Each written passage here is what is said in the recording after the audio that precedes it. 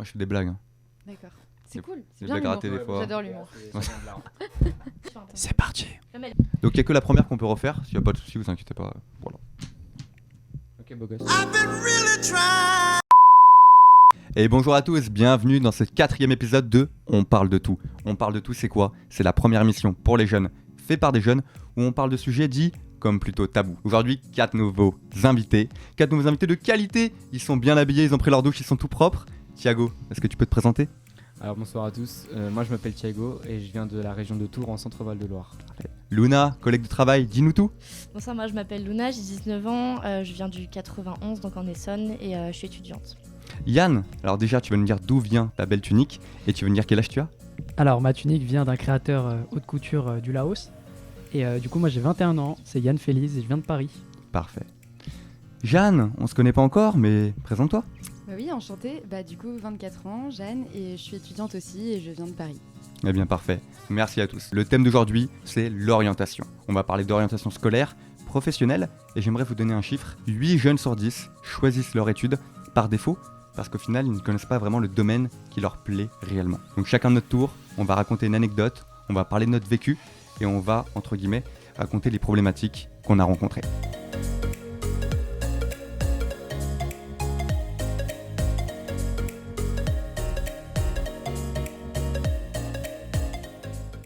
Alors pour voir qui va commencer, pas de triche, j'ai un jeu de cartes, des chiffres de 1 à 5. Thiago, je t'en prie.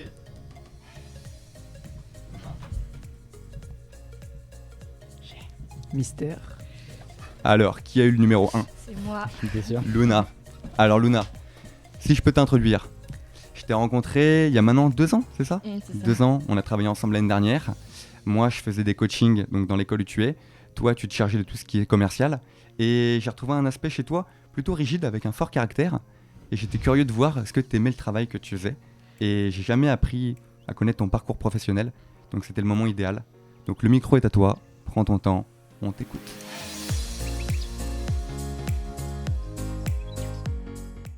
Je me représente juste rapidement, du coup, j'ai 19 ans, j'ai bientôt 20 ans. Et en fait, moi, ce que j'aime par-dessus tout depuis toujours, c'est le dessin, le théâtre, la peinture, la musique, etc. Donc tout ce qui est un petit peu créatif. Donc on peut dire que je suis quelqu'un de créatif au final. Et en fait, moi, dès le collège, on a commencé à me demander ce que je voulais faire plus tard. Et j'ai mis très très longtemps avant de trouver une réponse. Parce que surtout à cet âge-là, je savais pas vraiment ce que je voulais faire et surtout j'avais pas du tout envie de me lancer dans un métier parce qu'il y avait aucun métier que je trouvais intéressant en soi. Donc du coup j'ai fait un bac S, donc scientifique, spécialité SVT, donc contre toute attente parce que ça avait rien à voir avec ce que je voulais faire, enfin ce que j'aimais faire. J'ai surtout fait ce bac S parce que j'ai été poussée par mon père qui, comme je savais pas ce que je voulais faire, a commencé, en fait on a profité pour m'orienter vers ce que lui il voulait que je sois, en quelque sorte. Donc du coup, j'ai fait un bac S, j'avais quand même le droit de choisir mes spécialités, donc il me laissait des choix, mais c'était des choix dans le panel qui me laissait en fait les propositions que j'avais. Donc du coup j'ai pu faire SSVT, alors qu'effectivement lui il aurait préféré que j'aille en informatique, etc. Donc j'ai quand même pu faire ce que je voulais. Mais voilà, du coup j'ai fait un bac S. J'ai continué en études supérieures à suivre ce qu'il voulait que je fasse, parce que j'avais toujours aucune idée après le bac de ce que je voulais faire. Donc je me suis orientée vers une école de commerce. Aujourd'hui, je suis en marketing, en 2e année. J'ai pu choisir de faire de l'alternance. Je fais de l'alternance en tant que commerciale. Donc là, aujourd'hui, ça n'a rien à voir avec ce que j'aimais faire à la base. Donc marketing et commercial. J'ai voulu me réorienter plusieurs fois, pour être honnête. Donc là, depuis quelques temps, j'ai voulu passer par des ressources humaines, ensuite devenir graphiste pour faire un point un petit peu avec ce que j'aimais faire au final. J'en ai parlé à mes parents, donc du coup tous les deux n'étaient pas du tout d'accord. En fait, dans l'esprit de mes parents et surtout de mon père, c'est vraiment la peur que je perde du temps, que je me réoriente, que je fasse des études finalement, que je me rende compte que c'est pas ce que je voulais faire, que je recommence dès la première année. Et donc du coup, lui, vraiment, ce qu'il aimerait que je sois, c'est que là, je fasse un bachelor, puis un master, que je termine en bac plus 5 directement après le bac, et qu'ensuite je fasse un vrai travail. Jamais à un moment, Luna, tu t'es dit non, j'arrête d'écouter mon père, je change totalement d'orientation ? Si, j'ai jamais vraiment été d'accord avec mon père de toute façon, hein. Mais dans le sens où je savais pas ce que je voulais faire et que être rentrée en conflit avec mon père, c'est assez compliqué. Parce que au niveau de ma famille, on essaye quand même de pas se fâcher. Donc forcément, J'ai souvent, en fait, enfin, j'ai pendant très longtemps rien dit du tout. Et j'ai suivi ce qu'il me laissait faire. Enfin, ce qui m'amenait à faire. Au fur et à mesure, donc là, c'est récent, hein, c'est cette année, je me suis rendu compte que ce que je faisais, finalement, ça me plaisait.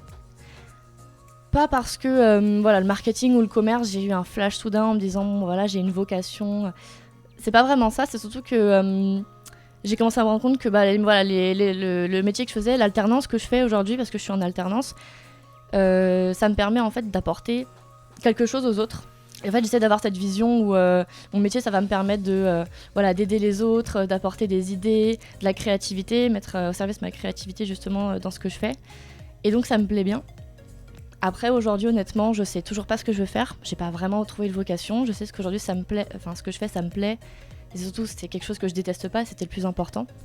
Donc, je peux pas vous raconter la fin de l'histoire. Je sais pas encore. Peut-être que dans 2 ans, je sais pas où je serai. Peut-être que j'aurai trouvé quelque chose qui me plaît énormément et que je voudrais faire toute ma vie. Mais en tout cas, si quelqu'un... Enfin, d'ailleurs, c'est sûr, il y a sûrement des personnes qui sont dans le même cas que moi et qui savent toujours pas ce qu'ils veulent faire, qui sont peut-être poussées par leurs parents. Moi, le conseil que j'aurais à leur donner surtout, et c'est ce que j'ai fini par comprendre assez récemment, c'est que, en fait, il faut prendre son temps pour trouver ce qu'on veut faire et surtout faire ses propres choix, en fait. Parce que, voilà, moi, mon père m'a poussée. J'aurais voulu peut-être pouvoir faire mes propres essais et essayer de m'orienter voilà, vers là où je voulais, faire mes propres erreurs. En fait, c'est pas grave parce que j'ai le temps, j'ai même pas encore 20 ans. Donc voilà, j'ai des camarades qui ont 26 ans, aujourd'hui sont en relation, ils sont très heureux de ce qu'ils font. Ce que je peux conseiller aux autres, c'est que voilà, il n'y a pas de temps perdu. Parfait, merci Luna. Parfait. Yann, est-ce que je peux avoir ton avis? Intéressant.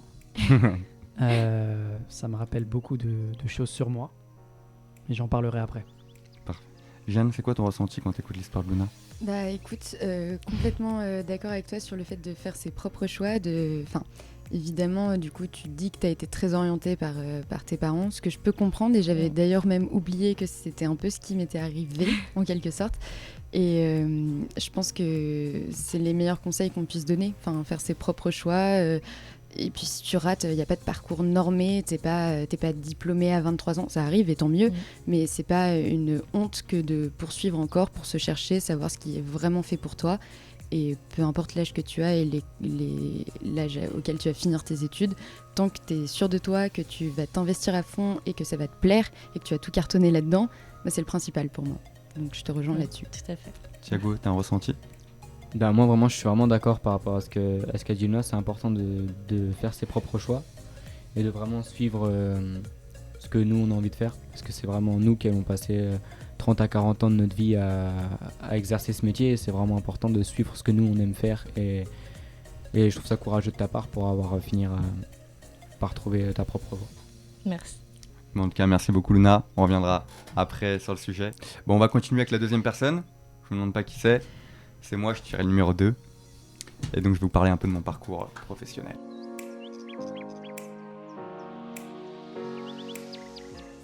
Bon, moi je vais débuter à l'âge de 18 ans, alors j'étais pas du tout un très bon élève. J'ai eu le bac au rattrapage, j'avais 9 de moyenne toute l'année, et j'ai eu un bac ES. Et pendant toute mon année de bac, j'avais cette pression où il fallait que je trouve ma voie.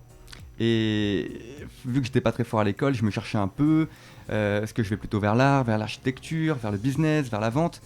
Et puis au final, moi qui adorais les vides-greniers, j'ai choisi de faire un BTS Management pour le côté vendeur, le côté vente. Donc je me dirige en BTS, j'apprends tout ce qui est le côté tchatcheur, le côté relation client. Je suis en alternance à Darty République, donc je vais vendre des chaînes Hi-Fi aux personnes âgées, des petits AirPods aux jeunes. Et j'adore ce côté où on peut parler avec les gens et leur rendre service. Et je fais 2 ans en tant que conseiller de vente, vendeur. Et à la fin de mon BTS, je me dis, mais Joe, il te manque le côté où t'aides les gens, mais tu les aides plus en profondeur. Mon père à l'époque était infirmier, ma mère, comme Pascal le grand frère, éducatrice avec les enfants. Et je me dis, bah, tu vas tester une prépa infirmier. Et donc, c'est parti pour une prépa infirmier. J'étais content, il y avait 90% de filles dans la classe. et je fais 1 an.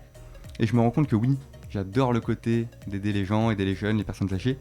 Par contre, quand je fais mon premier stage à l'hôpital, que je vois cette vieille dame, il faut que je lui mette de la crème sur sa plaie, je me dis non. Le métier infirmier, les maladies, la mort, c'est pas fait pour moi. Et donc, je décide de continuer dans la voie commerciale, où je suis allé dans la même école que notre chère Luna, on va pas dire le nom, et je débute une alternance commerciale. Donc je décide de faire 2 années en tant que commercial, donc petite start-up à Paris, grande boîte à La Défense. À La Défense, ils m'envoient à Marseille, Montpellier, Toulouse, la ville de Jeanne, c'est ça. Et hôtel 4 étoiles, beurre à volonté, restaurant. Je suis le plus heureux du monde. Mais il me manque ce côté, encore une fois, où j'aide les gens. Et je décide, à travers mon vécu, à travers ma petite caméra que j'avais chez moi, de créer cette chaîne YouTube, que vous connaissez bien d'ailleurs, une chaîne YouTube de coaching. Et je kiffe en fait, j'adore. Je donne des conseils aux jeunes, je parle de mon vécu, je parle de mes faiblesses. Ça me fait une thérapie en même temps, je kiffe. Et pour ma dernière année d'alternance en école, c'est notre propre école de commerce avec Luna qui me contacte, qui m'appelle et qui me dit « Bah Joe, on a vu tes vidéos YouTube qui tournent pas mal dans l'école. » Moi, je me sentais frais de ouf. Et on aimerait te proposer une dernière année d'alternance en tant que coach pour le réseau d'école. Je me dis « Ah ouais, donc je quitte le poste de commercial pour devenir coach? Vous me demandez ça ?» Et donc je le fais pendant une année entière. Et donc pendant une année entière, j'aide les jeunes en confiance en soi, en développement personnel, en entretien d'embauche, etc. Et j'adore en fait. En fait, j'adore. Je n'ai plus cette pression de me dire faut que je trouve un domaine que j'adore, qui est fait pour moi, qui me convient, parce que je pensais l'avoir trouvé. Et cette pression que j'ai eue pendant 4 années, elle commençait un peu à partir. Et à la fin de cette année de coach, l'école me propose un CDI en tant que commercial, ce que je n'accepte pas. Et je décide de commencer à monter ma boîte. Avec le Covid, ça se casse un peu la gueule, on va pas se mentir. Je prends mon premier CDI chez Treatwell, une boîte tout ce qui est coiffure, bien-être. Et en fait, même si la boîte est une boîte en or, j'ai pas l'impression de réaliser mon rêve, j'ai l'impression de réaliser le rêve d'un patron. Et donc s'il y a des jeunes qui se reconnaissent un peu dans ce côté entrepreneur, qui n'acceptent pas d'être salarié pour une boîte, vous en faites pas, vous n'êtes pas seul. On peut avoir envie de monter sa boîte, on peut avoir envie de créer quelque chose. Et donc j'ai décidé de démissionner il y a tout juste 4 mois pour monter ce plateau que vous voyez là, pour recevoir ces beaux gosses devant nous. Et donc à l'heure actuelle, je fais mon projet à 100%. Certes, il n'y a pas beaucoup de revenus pour le moment, c'est la hesse, on peut le dire, mais je kiffe et je lâcherai rien, je sais que ce projet il va percer. Et c'est ça que je voudrais vous dire, c'est que il faut pas s'attacher à une entreprise si on sent que c'est pas fait pour nous. Et le message vraiment que je veux transmettre, c'est pas grave de pas trouver sa voie, de pas trouver ce qu'on aime à 15, 20, 30 ans. La seule chose que je recommande, c'est tester, essayer plein de choses et ne pas essayer de sortir de sa zone de confort, comme le dirait très bien mon ami Yann. Et certes, on va avoir mal au début, mais ça n'a pas de prix. Il faut mieux prendre 10 ans pour trouver ce qu'on aime que de galérer 40 ans dans un métier qu'on n'aime pas. Merci à tous. Et donc voilà, si certains ont des questions, n'hésitez pas. Moi j'ai une question. Pourquoi tu montres quand tu dis 15 ans? 15 ans que je te montre? Bah t'es celui qui... t'es celui qui se rapproche le plus de l'âge. Non, moi personnellement, pour mon avis, je pense que c'est très courageux de ta part d'avoir suivi tes rêves. En fait, c'est d'un certain côté facile et non de savoir ce qu'on veut faire, mais c'est aussi très courageux de savoir ce qu'on ne veut pas faire. Et le fait d'avoir pouvoir dire non au milieu médical, je trouve ça aussi courageux de ta part de savoir dire écoute, c'est pas pour moi. Merci Thiago. Quelqu'un d'autre? Moi je trouve ça super cool de s'être dit je veux faire un métier qui a du sens et aider, et d'être passé du coup par infirmier. C'est parce qu'on a l'impression que c'est la voie royale, et ça l'est, pas la voie royale, mais je veux dire c'est clairement un très très beau métier. Mais je trouve ça super chouette d'être de s'être dit même si j'aide les gens, c'est pas celui-là qui est fait pour moi, et d'aller au-delà de ça et de se dire il y en a plein d'autres qui peuvent aider. Et le coach personnel, développement personnel, c'est hyper utile, et du coup si tu trouves ton bonheur là-dedans et que tout marche, je trouve que c'est une super chose d'avoir tenté. Merci beaucoup. Moi, je tiens à dire qu'on a quasiment la même conclusion, donc c'est fou. Et ensuite, je trouve... Et la même couleur. Ouais, exactement. On est vraiment pareil, en fait, Joseph. Ah, tu m'as copié. Ouais. Non, mais je trouve que, en fait, pour t'avoir connu, du coup, en tant que coach dans une école, pour avoir travaillé avec toi, je trouve que coach, en fait, c'est vraiment... ce que tu fais aujourd'hui, c'est vraiment l'orientation qui te correspond parfaitement. Même le fait que tu aies ta chaîne YouTube, etc., et que tu montes ta propre entreprise, en fait, je trouvais ça la voie la plus logique, en fait, pour ce que tu faisais. Parce que tu as un potentiel et que effectivement tu t'en sors tout seul, en fait, et c'est vrai que du coup aider les gens, ça te correspond vraiment bien. Merci beaucoup Luna. Je t'en prie. Et moi je tenais à te remercier parce que ton parcours, je me sens vraiment dedans aussi, et c'est super inspirant de suivre ses rêves et de vivre une vie, en fait, parce que la vie elle est courte, et comme tu l'as dit, au bout d'un moment, quand ça te plaît plus, faut changer de voie. Et donc voilà, donc je trouve ça super inspirant. Et Yann, tu dois connaître, il y a un processus du cerveau humain qui préfère rester dans sa zone d'inconfort, parce qu'il y est finalement, que de sortir pour avoir une nouvelle zone de confort. Et ça, c'est ce qui est le plus dur à faire, je pense que tu es d'accord, mais une fois qu'on l'a fait, on est tellement bien. C'est sûr. Merci à tous. On va passer au numéro 3. C'est moi. Yann. Yes. Yann, si je peux t'introduire. Yann, on se connaît depuis maintenant quelques années. Toi, tu as longtemps traîné dans le monde du développement personnel, du coaching. Tu as touché un peu à plein de domaines. Et là, tu vas nous raconter ton parcours. Et j'ai été très étonné dernièrement que tu touches une nouvelle filière qui m'a touché aussi à travers mon parcours. Donc j'ai hâte de savoir tout ça. Le micro est à toi. Fais-toi plaisir.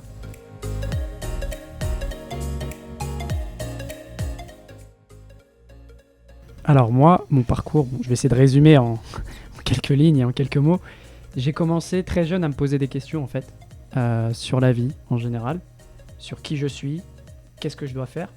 Et donc j'étais pas forcément très bon à l'école. Parce que il y a des chapitres qui m'intéressaient, mais quand tu es en primaire, quand tu es au lycée, tu dois être bon partout. Si tu veux passer en général, si tu veux avoir des bonnes notes, être premier de sa classe. Donc moi, j'étais pas forcément dans les premiers, mais j'étais plus vers la fin, quoi. Et donc, je me suis vraiment épanoui, je me suis trouvé dans mon orientation à travers mes passions. C'est-à-dire qu'au début, j'ai commencé avec les arts martiaux. Et dans les arts martiaux, je me suis épanoui. J'ai commencé à être fan de Bruce Lee, du cinéma, de toutes ces choses-là, tu vois. Et ça m'a permis de commencer à me développer personnellement, de me dire qui je suis réellement. Donc après, bien sûr, la réalité, c'est que tu es au lycée, tu es au collège, tu dois choisir une filière, c'est comme ça, c'est l'école obligatoire en France. Donc on me proposait une filière un peu professionnelle. Et je crois que c'était CAP coiffure. Le truc, genre moi, j'étais le gars... bon là, je me suis coiffé, mais normalement, quand j'étais au lycée et au collège, c'était les cheveux longs et je m'en foutais de mes cheveux, quoi. C'était le truc vraiment parce qu'il y avait de la place, quoi. Et j'ai refusé. Je me suis dit non, ma vie, c'est moi. Et donc je suis parti en général dans un lycée scientifique. Et du coup, j'ai foiré un peu ma seconde générale parce que je faisais du cinéma, parce que j'étais parti dans les arts martiaux, parce que j'étais pas du tout dans l'école.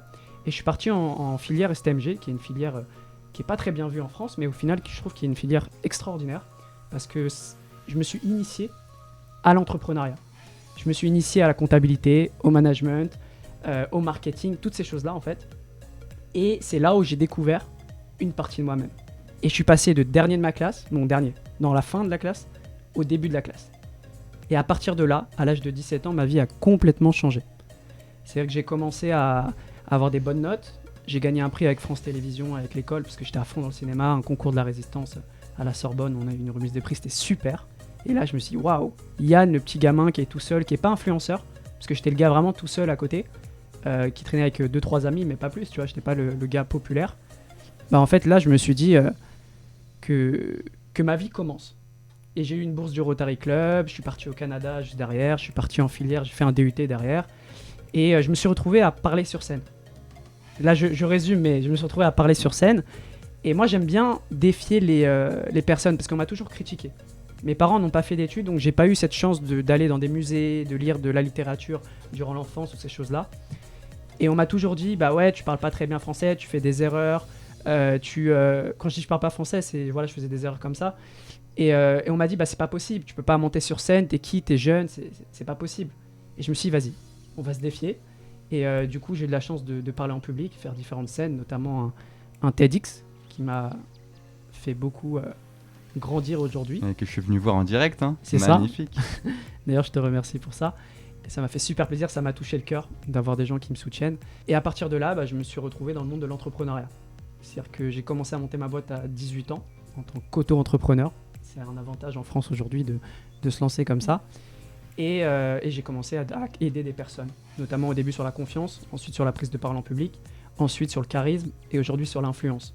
Parce qu'en fait, je me suis retrouvé sur l'humain. Et un peu comme toi, et un peu comme ton parcours aussi, sur le côté où c'est important de choisir ce qu'on aime. Et ça, c'est quelque chose qui m'a vraiment touché le cœur. Et donc aujourd'hui, je me suis retrouvé, pour revenir sur le point commun qu'on a, je me suis retrouvé en formation chez Iconoclast, qui est une formation business developer 4 mois, intensif, où vraiment c'est que de la pratique, où l'objectif c'est d'apprendre la vente. Parce que pour moi, vendre c'est important et c'est quelque chose qui me faisait peur. Moi en fait, mon parcours, mon orientation, je le vois vraiment comme des défis. Et chaque chose qui me fait peur, je dois le défier, tu vois. J'avais peur de parler en public, je me suis dit vas-y, on monte sur scène. J'avais peur de monter ma boîte, ok, je monte ma boîte. J'avais peur d'investir, ok, j'investis. J'avais peur de rencontrer des gens, bah ok. Après, je suis devenu l'expert en networking. J'étais pas l'influenceur et maintenant, j'ai plein de gens que je connais et tout. Et aujourd'hui, je découvre de nouvelles personnes, donc c'est super cool. Donc là, actuellement, je suis en formation pour apprendre la vente, qui est pour moi indispensable, notamment dans le monde de la start-up, qui est aujourd'hui quelque chose d'innovant. Donc voilà. Et parfait. Et Yann, ce serait quoi le message que tu veux faire passer à tous les jeunes? Le message pour moi, c'est de vivre sa vie. Parce que moi, j'ai frôlé la mort très jeune. Et je me suis dit qu'en fait, on vit qu'une fois. Et que si on prend l'espérance de vie qui est 30 000 jours, 82 ans multiplié par 365, ça fait 30 000 jours. C'est pas énorme. Donc en fait, s'il y a quelque chose qui nous plaît pas, ok, on fait ça 1 semaine, 2 semaines, 1 mois, 1 an, 2 ans maximum, ou peut-être 5 ans maximum pour vivre l'expérience, pour en tirer vraiment des fruits. Mais vraiment de se dire, ok, ça me plaît pas, je change. Et je vis ma vie parce que la vie, c'est pas que le travail. C'est pas que tout ça, c'est surtout de se dire à la fin de sa vie, bah, on est heureux et on apprécie en fait. Donc voilà, ça c'est mon message. Merci beaucoup Yann. Luna, c'est quoi ton ressenti quand t'écoutes Yann? J'ai l'impression que Yann a beaucoup de courage. J'ai l'impression qu'on pourrait presque dire que Yann dépasse ses limites. Parce que tu as relevé énormément de défis et je trouve ça très admirable. Parce que c'est quelque chose encore qui est une problématique chez moi aujourd'hui, par exemple, pas forcément au niveau des études, mais au niveau de plein d'autres choses. Du coup, je suis très admiratrice de ton parcours en fait. Thiago, on connaît pas encore ton parcours, mais ça m'intéresse beaucoup d'avoir ton avis, vu que tu as un parcours totalement différent d'Yann. Qu'est-ce que t'en penses? Moi, je pense que vraiment, c'est partir de rien, entre guillemets, et vraiment partir d'être un peu reclus en fait, au niveau des études et au niveau du parcours professionnel. Je pense que c'est vraiment important de reprendre conscience de qui on est et de ce qu'on veut, pour vraiment arriver à justement également dépasser ses limites et savoir en fait les deux extrêmes et justement pousser pour justement y arriver, comme le fait de ne pas réussir à parler en public et faire un TEDx. Donc moi je t'admire beaucoup pour ça. Et Jeanne, je te voyais regarder Yann, tu me dis si je me trompe avec des yeux d'admiration? Complètement, parce que je trouve que croire en soi, comme c'est le cas du coup, et c'est pas du tout être pédant ou quoi de croire en soi, c'est hyper important de croire en ses rêves et d'avoir vraiment l'estime de se dire je mérite ce que je désire faire.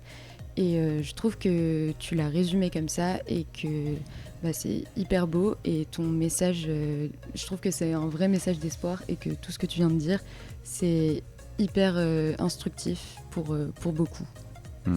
Et Yann, moi si je peux conclure, ton parcours il est magnifique, et ce qui est bien c'est que t'as pas directement trouvé ta voie comme ça à 15-18 ans, tu vois. T'as testé plein de choses encore une fois, et c'est à travers l'expérience que t'as vu ce qui te correspondait le mieux, et ça c'est vachement chouette. Alors qui a tiré le prochain numéro? C'est moi. Thiago, bon, si je peux t'introduire, t'es le plus jeune de la table, tout juste 18 ans. Absolument. T'as un métier qui est pour moi très atypique. Et quand je t'ai rencontré, je crois que les premières heures ou les premiers jours, je connaissais pas ta filière, je connaissais pas ton domaine. Tu avais un fort caractère, toujours le smile, et j'ai très surpris de ta passion que tu vas nous raconter maintenant, donc le micro est à toi.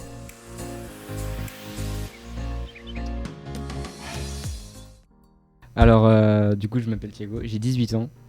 Et je suis responsable boulanger dans une petite boutique qui est située dans la ville de Nanterre. Donc je suis alternant du coup à côté de ça. Je passe un brevet professionnel en boulangerie. Donc du coup pour la petite histoire, ça part de quelque chose de quand même assez anodin. C'est-à-dire que je faisais beaucoup de gâteaux en fait avec ma maman quand j'étais petit qui doit regarder l'émission. Et pour de l'événementiel, des anniversaires, etc. Et je prenais beaucoup de plaisir, et j'ai pris très jeune beaucoup de plaisir à l'aider en fait et à voir l'aboutissement d'un produit fini, etc.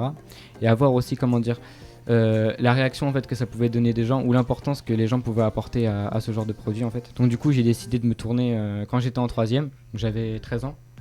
Donc j'avais 13 ans et j'ai décidé de me tourner vers le stage de découverte en fait qu'on fait quand on est tous en 3e, donc dans une boulangerie-pâtisserie. Et donc j'ai vu en tout cas au bout de quelques jours que la pâtisserie n'était pas du tout faite pour moi. Et que c'était vraiment, j'aimais beaucoup en fait faire de l'individualité, c'est-à-dire que faire une pièce ou deux, mais donner de l'attention et gérer une grande production en boutique, ça me plaisait pas du tout. Faire de la grande quantité, c'était pas pour moi. Donc pendant ces 2 ou 3 derniers jours qui me restaient à faire dans ce stage, je me suis intéressé à ce qui se passait de l'autre côté du laboratoire, donc la boulangerie. J'ai été vite attiré et impressionné par cette aisance et cette dextérité en fait que les gens qui pratiquent ce métier peuvent avoir. donc aisance que j'ai pu acquérir aujourd'hui bien sûr. En fait j'étais vite attiré par ça, donc suite à ça en fait j'ai décidé de refaire un stage une semaine après, donc sur mon temps d'école en fait je préparais mon brevet, mais moi c'était ce qui me plaisait, donc j'ai préféré en fait faire ce stage. Donc je l'ai fait dans une ville plus conséquente qui est donc la ville de Tours, dans une boulangerie plus conséquente. Suite en fait à l'issue de ce stage, j'ai vraiment su que c'était ça que je voulais faire. C'est-à-dire que j'ai vraiment su me rapprocher et apprendre des bonnes personnes qui ont pris du temps, vraiment c'est important, le temps et la patience de me transmettre leur passion. J'ai des connaissances qui ont eu la même expérience que moi, mais avec pas du tout les bonnes personnes, qui n'ont pas du tout pris le temps de leur apprendre et de leur transmettre leur passion et qui ont désisté à cause de ça. Donc j'ai entamé un cursus chez les Compagnons du Devoir. Alors les Compagnons du Devoir, c'est une école en fait qui vise à se former tout en voyageant. Donc j'ai pu exercer mon métier dans des villes comme Bordeaux ou Tours, tout aussi à l'étranger grâce au processus Erasmus où j'ai pu pratiquer mon métier en Crète et en Grèce du coup, et aussi le pratiquer dans mon pays, donc le Portugal. Ça m'a vraiment appris beaucoup de choses sur l'ouverture d'esprit et sur l'ouverture sur la culture étrangère, que ce soit étrangère vis-à-vis de la ville dans laquelle je réside en France, mais aussi étrangère au niveau du monde. Et j'ai appris en fait, issu de tout ça, que je peux apprendre de tout et de tout le monde, et à tout moment en fait. Donc suite à ça, j'ai décidé de quitter l'organisme des Compagnons du Devoir et de me lancer dans un brevet professionnel sur la ville de Paris. C'est un diplôme en fait que je passe donc dans un CFA qui est situé dans l'Indre, dans le 36. À l'issue de ces 2 ans de diplôme, je serai diplômé donc là à la fin de l'année d'un brevet professionnel qui est quand même égal à 4 à 5 ans d'études dans le métier. Ce qui fait qu'on a le temps vraiment d'apprendre beaucoup de choses et de connaître en fait et de rencontrer vraiment beaucoup de personnes qui sauront en fait déterminer ce qu'on voudra faire plus tard. Sur vraiment dans quelle filière on voudra se situer liée à la boulangerie. Ça peut être vraiment du commercial, ça peut être de la vente, ça peut être travailler sur un bateau en alternance, donc 6 mois à terre, 6 mois sur la mer, dans l'hôtellerie, dans l'armée ou dans le conseil, comme moi j'aimerais faire. Plus tard j'aimerais conseiller les gens, être démonstrateur en fait pour un moulin, ce qui consiste en fait à aller dans les entreprises pour aider les gens à élaborer des produits auxquels ils veulent produire en fait et sur lesquels ils ont du mal, ou à ouvrir des entreprises. Quand les gens n'ont pas les moyens d'engager quelqu'un dès le début, ils appellent un démonstrateur. C'est ce que j'aimerais parce que comme Joe, en fait, c'est vraiment intéressant pour moi de pouvoir aider les gens en fait à tout moment et pouvoir leur apprendre les choses et transmettre tout comme moi on m'a transmis. Ce qui m'a plu dans ce métier en fait, c'est suivre l'évolution d'une production, c'est-à-dire travailler avec une matière vivante, évoluer moi-même avec ma production, c'est-à-dire faire passer en fait la transition de l'état de choses qui sont vraiment très simples, très anodines comme ce soit de la farine, de l'eau, du sel, du sucre, des ingrédients en fait que tout le monde connaît, à vraiment quelque chose de beau, de bon et vraiment d'appréciable et d'important à avoir sur une table lors de grandes occasions, que ce soit un anniversaire, nouvel an, etc. Donc c'est vraiment important pour moi en fait que chaque personne ait une petite pensée pour moi à chaque événement, etc., qu'il y ait du pain ou un gâteau sur une table. Moi, c'est ce qui me plaît dans ce métier, en fait, c'est vraiment le relationnel. C'est-à-dire que les clients vont me donner une petite commande sur un papier et je vais leur donner quelque chose en échange. Le matin, j'ouvre boutique et je vois des sourires, je vois des gens heureux, je vois des gens vraiment sympathiques qui sont vraiment contents, en fait, de travailler avec moi. Quelque chose dont je suis fier, en fait, aujourd'hui, d'avoir fait ce parcours, d'avoir fait des concours, d'avoir fait mes preuves et vraiment d'avoir choisi cette voie-là par plaisir. C'est vraiment, j'ai pas du tout choisi la voie professionnelle par défaut, car j'avais vraiment j'ai toujours eu des bonnes, j'ai vraiment été très intéressé, eu des bonnes moyennes à l'école et j'avais vraiment le niveau pour aller en général ou faire vraiment un bac S, etc. C'est ce qu'on me proposait au début et je vois que la voie en fait professionnelle est très mal vue en fait en ce moment dans les collèges et les lycées de France. Et c'est vraiment, voilà, j'avais vraiment voulu faire ça par défaut. Moi, si j'avais un message à faire passer aux jeunes, c'est que c'est vraiment pas important en fait de savoir ce qu'on veut faire tout de suite, que ce soit à 13, 14 ans ou même au niveau des jeunes qui ont du mal vis-à-vis de Parcoursup, etc. Le but, en fait, moi, je suis persuadé que chaque personne a une passion, chaque personne est vouée à faire quelque chose et que c'est vraiment pas important à quel moment en fait on trouve sa vocation, qu'on finira tous par la trouver et que le but, c'est de vraiment s'épanouir dans son métier et dans sa profession, surtout dans les années en fait qui nous restent à travailler. Comme j'ai dit tout à l'heure, c'est vraiment long en fait le temps qu'on a travaillé, donc c'est vraiment important de s'épanouir dans son métier. Merci Thiago. Jeanne, qu'est-ce que t'en penses ? Bah pareil, un message plein d'espoir. Tout ce que tu viens de dire là, c'est très parlant. Le côté relationnel aussi, avoir envie de donner quelque chose qui va plaire et qui a du sens pour soi, c'est hyper important et je trouve que c'est très, très admirable comme parcours. Merci à toi. Yann, qu'est-ce que tu penses d'un jeune homme comme ça qui a un milieu totalement différent du tien ? Alors moi, ça m'a beaucoup marqué. Peut-être c'est un milieu différent, mais j'ai trouvé le côté un peu création, vouloir créer des choses et vouloir, comme tu as dit, transformer, donc un peu à côté l'alchimie en fait des ingrédients que tu fais pour transformer quelque chose et mettre une partie de toi-même en fait dans ta création. Et le fait de transmettre, c'est ce que j'ai retenu dans ton message, qui est pour moi un point commun en tout cas que j'ai aujourd'hui dans mes valeurs. Donc je pense que c'est bien parti et il faut continuer. Et il y a énormément de gens qui vont continuer à transmettre et je pense que c'est comme ça que l'humanité avance, c'est dans la transmission de savoir, de connaissances. Et voilà. Bien sûr, merci beaucoup Luna, Yann. un commentaire? Moi, je connais pas encore l'histoire de Jeanne, mais j'ai envie de dire que pour l'instant, t'es le premier qui a vraiment trouvé sa voie directement. Donc ça, c'est très très beau. Et puis, contrairement à moi, du coup, toi, tu as trouvé ta vocation super jeune parce que du coup, super tôt parce que du coup, t'es encore super jeune, du coup. Je t'envie, en fait, d'avoir trouvé vraiment un métier où t'es vraiment passionné. C'est vraiment très beau. Merci. Je te remercie Thiago. On va passer à la dernière personne qui est Jeanne. Sans suspense. Ça représente quoi pour toi la couleur verte? Le vert, c'est les comédiens. Il faut pas en porter énormément. Ouais. Mais c'est l'espoir aussi, le vert. Et Bien j'aime bien cette couleur, le vert. C'est nature, c'est frais. Bah parfait. Bah Jeanne, si je peux t'introduire, on se connaît pas encore, on s'est rencontrés il y a quelques heures. Tu as été recommandé par Hugo, un ami à moi, qui a dit que tu avais une grande fibre émotionnelle et que ton histoire était inspirante. Donc le micro est à toi, on t'écoute.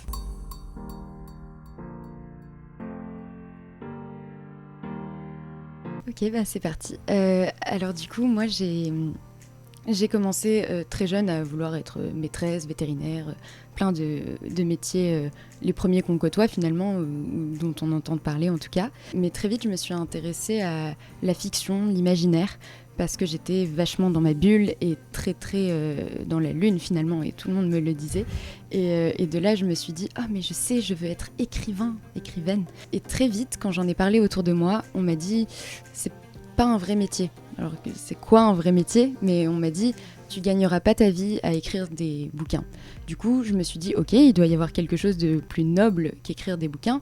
Et en me renseignant, en regardant partout autour de moi, j'en ai conclu que le métier de journaliste, ça avait quelque chose de plus noble que écrivain et qu'il y avait un salaire, entre guillemets, plus défini à la clé. Et donc, toujours dans ce désir d'écrire, je me suis dit, ok, parfait, journaliste. Mais journaliste quoi? Parce qu'il y a tout plein de domaines en journalisme. J'adorais lire, c'était ça qui m'évadait, qui m'évadait beaucoup justement dans mon imagination débordante. Et donc, à l'origine, je voulais être journaliste critique littéraire. Voilà, très vite, à l'âge de 12 ans, quelque chose comme ça. Et au lycée, pour moi, il n'y avait pas de doute, j'allais prendre la filière L. J'étais dans un lycée général qui ne proposait pas les autres filières, mais littérature, L, ça me semblait parfait et totalement correspondre à mon projet. Et quand j'ai dit ça à mes parents, c'est là où justement je te rejoins, Luna, c'est que ma mère finalement aussi a fait L, mais à l'époque c'était A, c'était pas la même chose. Et très vite mes parents m'ont dit ah bon, mais t'es sûre? Et les débouchés de L, ça faisait peur, peur c'est peut-être pas le mot, mais ça faisait quelque part un peu métier plus troubadour que d'autres filières. Mais moi j'étais sûre de moi parce que bon, les maths j'étais nulle et ça m'intéressait pas. Et ES, j'avais pas. Je me disais, bon, je peux faire ES et on me disait que je le pouvais, mais je savais pertinemment que ça allait pas être l'endroit où j'allais m'épanouir et me sentir m'exprimer, parce que justement, le désir d'écrire, c'est s'exprimer aussi, c'est une forme d'expression. On peut tout à fait le faire en ES, c'est pas du tout ce que je dis, mais je sentais que l'attirance vers la filière L était quand même hyper prononcée chez moi et que c'était plutôt ce qu'il me fallait. Sauf que, par peur, on me disait non mais fais ES, c'est plus généraliste, ça te correspondra mieux. C'était seulement des conseils, on m'a jamais forcé. Du coup, j'ai pas du tout suivi ça, je suis partie en L, et donc complètement par choix, pas par défaut. J'ai ensuite un peu plus peaufiné mon parcours parce que je me suis dit, critique littéraire c'est chouette, journalisme c'est sûr, je veux faire ça. Mais je me suis dit, il y a plein d'autres choses là, en littérature, en cours de lettres, on me parle de tels réalisateurs, réalisatrices. Le cinéma, c'est quand même vachement chouette, l'acting, le jeu d'acteur, les gens qui deviennent un personnage, qui incarnent quelque chose. C'est de la fiction pure et dure, c'est ce que j'ai toujours aimé. Et donc, de là, je me suis dit, pourquoi pas journaliste cinéma aussi. Et là, j'ai voulu postuler à la Sorbonne qui proposait une licence de littérature, édition, médias et audiovisuel. Il y avait l'opportunité de faire lettres modernes, lettres classiques, mais je me disais juste de la littérature, bon, j'aime ça, mais ce que j'aime vraiment, c'est la culture et tout le panel qu'il y a autour de ça. Et je trouvais du coup l'intitulé de la formation assez complet. Donc je me suis lancée là-dedans, ça s'est très bien passé, j'ai fait mes 3 ans avec du coup la notion d'audiovisuel qui avait convaincu beaucoup d'entre nous pour venir dans cette licence. On a démarré, on était 600 en première année et on a fini, on était 150. Et du coup, toute cette importance de l'audiovisuel, je l'ai vraiment compris en 3e année parce qu'effectivement, ça m'a beaucoup parlé et ça m'a beaucoup plus intéressée que critiquer des livres. Et donc, je voulais partir sur le journalisme critique de films. Très vite aussi, à force d'avoir des cours, parce que du coup, on avait des cours vraiment en littérature et cinéma qui combinaient les deux pour rester un peu dans le côté lettres de la Sorbonne. Mais on avait aussi des cours beaucoup plus vraiment axés cinéma, l'histoire du cinéma. Du coup, à ce moment-là, je me suis dit, mais attends, c'est très beau de vouloir critiquer. Critiquer ne veut pas dire forcément mal, mais c'est très beau de vouloir critiquer un film. Mais est-ce qu'il ne faut pas avoir un peu des notions de cinéma derrière ? Parce que je peux prétendre être qui, moi, arriver, dire ce film-là, n'allez pas le voir. Enfin, ça ne se résume pas à ça, une critique évidemment, mais je me suis dit qu'il me fallait beaucoup plus de background, entre guillemets, pour critiquer un film que de me dire juste j'ai suivi une formation de journalisme. La possibilité ensuite de poursuivre en master dans cette même Sorbonne s'est présentée. Le master était édition ou audiovisuel. Et moi, j'ai choisi audiovisuel et là, c'était spécialisation scénario. Donc, toujours avec cette envie d'écrire, je me suis dit, le scénario, parfait, c'est pour moi. Et à force d'étudier des scénarios, peut-être que j'aurai matière à parler du cinéma en tant que journaliste. Plus je me suis lancée là-dedans, dans cette formation, plus je me suis dit, mais attends, en fait, la nuance, elle se fait à très peu. C'est pas écrire sur l'écran, mais écrire pour l'écran. Pourquoi pas scénariste, finalement ? J'aime l'écriture, j'aime le cinéma. Scénariste, c'est très bien et c'est hyper intéressant et c'est une nouvelle forme d'écriture. C'était clair et net pour moi et ça l'est toujours, donc c'est le scénario qui me passionne. Donc j'ai continué dans ce Master 1 et à la fin du Master, il fallait écrire un mémoire. Moi, je voulais partir sur l'adaptation roman-film pour rester dans le contexte écrire, s'inspirer d'un livre pour ensuite aller en faire un film. Mais franchement, j'étais pas très en accord avec mon propre sujet qui finalement n'était pas ça et quelque chose de beaucoup plus... perché entre guillemets. Ça m'a un peu perdue et j'ai voulu prendre une année pour moi pour réfléchir et aussi au fait de vouloir rester à la fac ou pas. Il n'y avait pas beaucoup de pratique et plus j'étudiais le scénario, plus je me disais il y a beaucoup à faire dans le cinéma, il faut pratiquer, il faut aussi toucher à la caméra, savoir comment ça se passe sur un tournage, savoir ce que c'est qu'être producteur, productrice, connaître tous les métiers finalement. Je suis partie en Australie pendant 6 mois. Je devais pendant ces 6 mois écrire mon mémoire. Je ne l'ai pas du tout fait parce que l'Australie c'est une autre vie, c'est hyper important et je rebondis sur ce que l'un de vous a dit, les voyages, apprendre en voyage, apprendre le parcours des autres, c'est toi Thiago qui a dit ça, c'était hyper important et en discutant aussi avec les gens je me suis dit mais c'est vrai, ça fait du coup 4 ans que je suis à la fac directement après le bac, mais est-ce qu'une école ce serait pas plus spécifique pour en tout cas ce que je veux faire. Au retour d'Australie du coup je me suis dit bon allez c'est le moment, école et école pour être vraiment plus peut-être aussi encadrée. J'ai postulé dans cette école dans laquelle je suis là actuellement, qui se passe très bien, et c'est un cursus en alternance. Et du coup, le côté pratiqué, je l'ai complètement en étant en alternance en production audiovisuelle, du coup. Voilà. Parfait, merci à toi, Jeanne. Thiago, j'ai vu que tu avais détaché tes cheveux pendant qu'elle parlait. Dis-nous tout. Je trouve ça vraiment très admirable parce que c'est vraiment une voix en soi qui est un peu dans l'ombre, je trouve. C'est pas vraiment très mis en valeur parce qu'en général c'est les acteurs, tout le monde les voit, etc. Mais les personnes qui sont vraiment derrière la caméra et qui vraiment s'intéressent aux détails de la création de ce qui nous plaît un peu à tous, etc. Ce qui est film, etc. C'est vraiment valorisant en fait et je trouve ça vraiment important de donner de la valeur à ce qui est un peu en background. Ouais, c'est très vrai, merci. Voilà. Luna. Moi je suis vraiment touchée par ton histoire. Parce que en fait c'est un peu comme si toi t'avais eu le courage de faire justement te lancer dans le créatif dès le lycée, ce que moi j'ai pas osé faire du tout du coup. Et en plus, en parlant de toi, au début, tu voulais faire de l'écriture. C'est vrai que j'en ai pas parlé dans mon histoire parce que c'était vraiment un petit détail, mais moi aussi, à un moment, je voulais effectivement me lancer dans l'écriture, etc., aller en L directement. Et c'est là que mon père a poussé pour que j'aille en S. Donc, mais du coup, je trouverais vraiment beau ce que tu as fait parce que du coup, en fait, tu as réussi à trouver ce que tu voulais faire justement en montant des échelons et en te rendant compte en fait dans tout ce que tu faisais que finalement il y avait quelque chose en particulier qui t'intéressait et du coup, tu t'es vraiment très spécialisé dans ce qui te plaît aujourd'hui, quoi. C'est vrai. Et les belles paroles de Yann. Moi, je dirais côté artistique très développé, ça c'est sûr, et passionnant parce que on a besoin d'artistes aujourd'hui, que ça soit dans le cinéma, la littérature, dans n'importe quel domaine. Je pense qu'il faut ces personnes-là, il faut un peu de tout dans le monde. Donc lâche rien et continue, et j'en suis sûr que tu vas aller très loin dans ta passion. Bah, merci beaucoup, Franchement, j'espère bravo. aussi. Je rejoins leur avis. D'accord. Je rejoins leur avis, c'est vrai que tu as choisi un domaine artistique qui n'est pas le domaine le plus facile. C'est un domaine où, entre réussite, échec, chômage, compagnie, il y a plein de choses à faire, mais c'est dur. Donc, grand courage à toi. Et tu as montré que peu importe le domaine qu'on choisit, si on aime ce qu'on fait, ça passe, il n'y a aucun problème et on persiste. Oui, bah, merci. En tout cas, merci à tous d'avoir raconté vos parcours. J'aimerais terminer sur un mini-débat, une petite question. On va commencer par Thiago. Thiago, imaginons qu'il y a un ado en face de toi qui a ton âge, il a 18 ans, c'est le plus jeune de la table, et qu'il est perdu professionnellement. Il est vraiment perdu, ses parents lui conseillent quelque chose qu'il veut pas. Si tu avais un conseil à lui donner, ça serait quoi ? Alors moi personnellement je lui conseillerais de se rapprocher de qu'est-ce qu'il aime faire dans la vie. Forcément il y aura toujours des choses qu'il aimera faire plus que d'autres et trouver des similitudes avec des métiers existants et les choses qu'il aime faire le plus. Par exemple si ce sera vraiment quelque chose d'artisanal, je le guiderai vraiment vers quelque chose qui existe déjà. Si ce sera quelque chose de plus forcément littéraire ou que ce soit commercial ou justement juste poursuivre ses rêves ou du coaching ou aider les gens, franchement j'essaierai du moins de ce que moi j'ai à lui apporter, de lui apporter vraiment le meilleur chemin vers ce qu'il veut faire. Très bien. Luna ? Je vais me répéter un petit peu, mais sachant que du coup, ce serait quelqu'un qu'on le pousse vers une orientation qui ne lui plaît pas, c'est ça.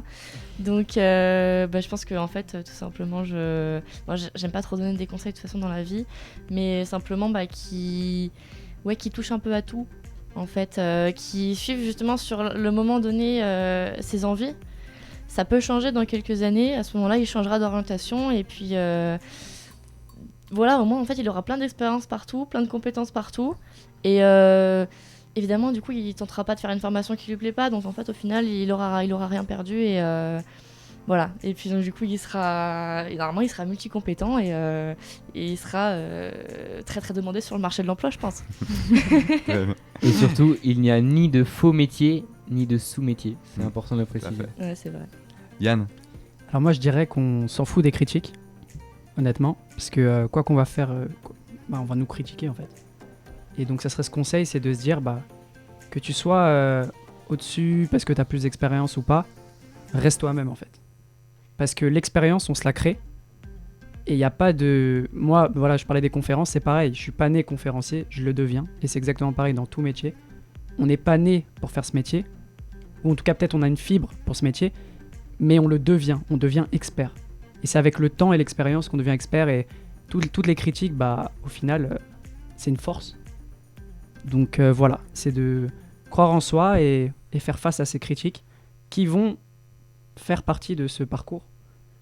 Parce que ça fait partie de la vie, les critiques. Donc voilà, faire face à ces critiques et avancer. Merci. Jeanne, on va terminer sur tes belles paroles. Moi, je lui dirais... Qu'est-ce que tu aimes faire de ton temps libre ? Qu'est-ce qui te passionne ? Si tu t'ennuies, comment tu veux remédier à l'ennui ? Qu'est-ce qui fait que tu veux faire autre chose ? Et cette chose-là, questionne-toi sur si c'est ta passion. Tu trouveras toujours un moyen de faire en sorte d'être bon là-dedans. Parce que il n'y a que ça qui marche finalement. C'est ce qu'on aime qui fait qu'on réussit. Et du coup, ça rejoint un peu ce qui a été dit, mais voilà. Je dirais que c'est super important de faire ce qu'on aime. Très bien. Et je vous remercie encore une fois d'avoir partagé votre vécu aujourd'hui. C'était un plaisir d'être avec vous aujourd'hui. Et donc, on se retrouve dimanche prochain pour une nouvelle émission.